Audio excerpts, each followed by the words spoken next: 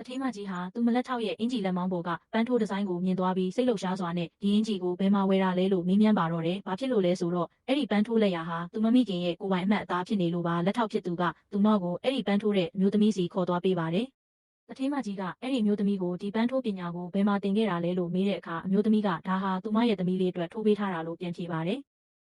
တစ်ဖက်လူမှာသမီးတယောက်ရှိနေပြီးသားဆိုတာကိုကြားလိုက်ရတော့တထေးမကြီးကသူမလူမားသွားပြီလို့ထင်သွားပါတယ်။အဲ့ဒီအချိန်မှာပဲအမျိုးသမီးကထွက်သွားဖို့ပြင်ရင်ပတ်စံအိတ်ကျပျောက်သွားပါတယ်။အိတ်ပေါ်ကပုံစံကိုမြင်လိုက်ရတဲ့အခါမှာတော့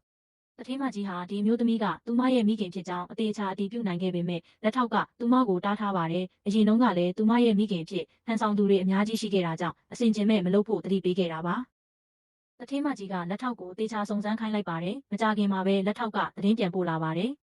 အဲ့ဒီအမျိုးသမီးကြုံတွေ့ခဲ့ရတာတွေဟာသူမမိခင်ရဲ့ဘဝဇာတ်ကြောင်းနဲ့ထပ်တူကျနေပါတယ်။ဒါပေမဲ့သူမမှာသမီးတစ်ယောက်ရှိနေပြီးဒီနေ့ဟိုတယ်တစ်ခုမှာဂုဏ်ပြုပွဲကျင်းပနေတယ်လို့သိရပါတယ်။တထေးမကြီးကဒီနေ့စစ်ဆေးဖို့ညွှန်ကြားလိုက်ပြီးသူမကိုယ်တိုင်လည်းအဲ့ဒီဟိုတယ်ကိုလိုက်သွားပါတော့တယ်။အဲ့ဒီအချိန်မှာပဲအဲ့ဒီအမျိုးသမီးဟာသူမရဲ့သမီးအယောင်ဆောင်စီကနေအဆက်ခွဲတာကိုခံနေရပါတယ်